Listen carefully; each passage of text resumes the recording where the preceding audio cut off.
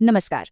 चलिए आज इतिहास के एक ऐसे युद्ध के बारे में जानते हैं जिसके बारे में ज्यादा बात नहीं होती, लेकिन जिसने अनजाने में भारत की पूरी किस्मत ही बदल दी। ये कहानी है पहले कर्नाटक युद्ध की। एक ऐसी कहानी जो दिखाती है कि कैसे कभी कभी बहुत छोटी लड़ाइयां भी इतिहास का रुख हमेशा हमेशा के लिए मोड़ सकती हैं। और इस पूरी कहानी के दिल में ना एक बहुत ही हैरान करने वाला सवाल है। सोचिए, आखिर ऐसा कैसे हो सकता है कि सिर्फ 930 सैनिकों की एक टुकड़ी 10,000 की एक विशाल सेना को हरा दे। चलिए आज इसी की पड़ताल करते हैं और इसका जवाब ढूंढते हैं। देखिए, सबसे पहले तो ये समझना जरूरी है कि इस लड़ाई की जड़ें भारत में थी ही नहीं। ये तो हजारों मील दूर यूरोप का झगड़ा था जिसकी आग भारत तक आ पहुंची थी। तो ये सब शुरू कैसे हुआ? बात है 1740 की। यूरोप में ऑस्ट्रिया के उत्तराधिकार को लेकर एक युद्ध छिड़ गया जिसमें ब्रिटेन और फ्रांस आमने सामने थे।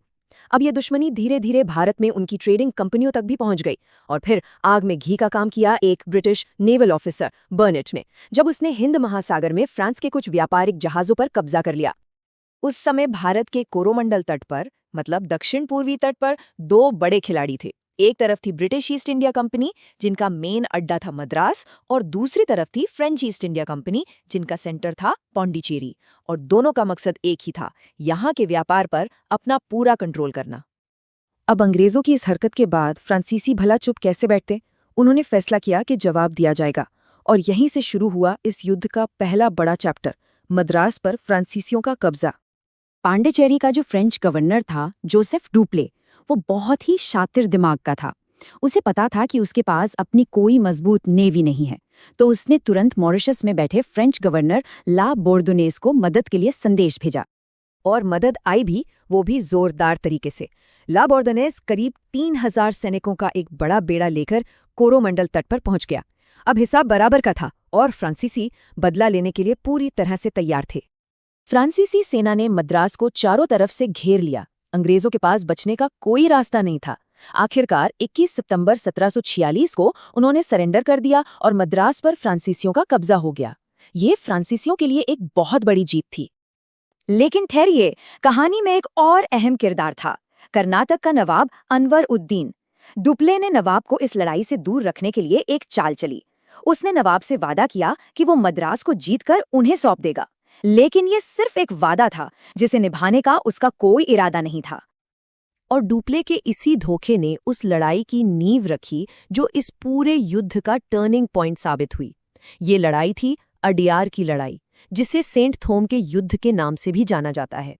हुआ ये कि जब ड्यूप्ले ने अपना वादा तोड़ा और मद्रास देने से साफ इनकार कर दिया, तो नवाब अनवर उद्दीन को लगा कि उनके साथ धोखा हुआ है। वो गुस्से से आग बबूला हो गए और उन्होंने अपनी विशाल सेना को हुक्म दिया कि जाओ और फ्रांसीसियों से मद्रास छीन लो। अब जरा दोनों सेनाओं के बीच का फर्क देखिए। एक तरफ थी नवाब की 10,000 सैनिकों की भारी भरकम फौज, और दूसरी तरफ कैप्टन पैराडाइज के अंडर में सिर्फ 930 फ्रांसीसी और भारतीय सैनिक। मतलब कागज पर तो ये एक ऐसी लड़ाई थी जिसे जीतना लगभग नामुमकिन था। दोनों सेनाओं का आमना सामना हुआ अडियार नदी के किनारे सेंट थॉम नाम की जगह पर। और फिर जो हुआ उसने इतिहास बदल दिया। उस छोटी सी फ्रांसीसी टुकड़ी ने नवाब की 10,000 की सेना को बुरी तरह से रौंद डाला। लेकिन सवाल तो वही है, ये हुआ कैसे? एक मुट्ठी भर सेना ने इतनी बड़ी जीत आखिर हासिल कैसे कर ली?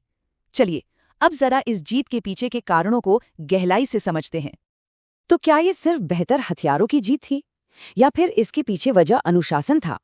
असल में इसका जवाब इन दोनों चीजों का एक मिला जुला रूप है। इस टेबल को देखिए, सब साफ हो जाएगा। नवाब की सेना एक बड़ी भीड़ तो थी, लेकिन उसमें अनुशासन की बहुत कमी थी। वो पुरानी तरीकों से घुड़सवारों और तलवारों से लड़ रहे थे। वहीं दूसरी तरफ फ्रांसीसी सेना एक छोटी लेकिन हाईली ट्रेन्ड और अनुशासित यूनिट थी। उनके पास तेजी से फायर करने वाली बंदूकें थीं, तोपें थीं। उनकी रणनीति एकदम मॉडर्न थी। नतीजा ये हुआ कि नवाब की सेना का पारंपरिक हमला फ्रांसीसी बंदूकों और तोपों की आग के सामने टिक ही नहीं पाया।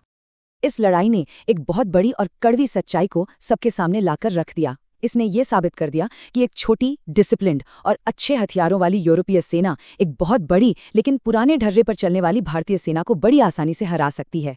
और यही वो सबक था जिसने भारत का भविष्य तय कर दिया।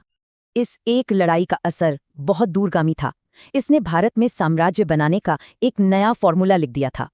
1748 में यूरोप में युद्ध खत्म हुआ और एक्स ला चैपल नाम की एक संधि हुई। कागजों पर देखें तो सब कुछ पहले जैसा हो गया। मद्रास अंग्रेजों को वापस मिल गया और बदले में फ्रांसीसियों को नॉर्थ अमेरिका में लुइसबर्ग मिल गया। मतलब भारत का नक्शा तो वैसा ही रहा जैसा युद्ध से पहले था।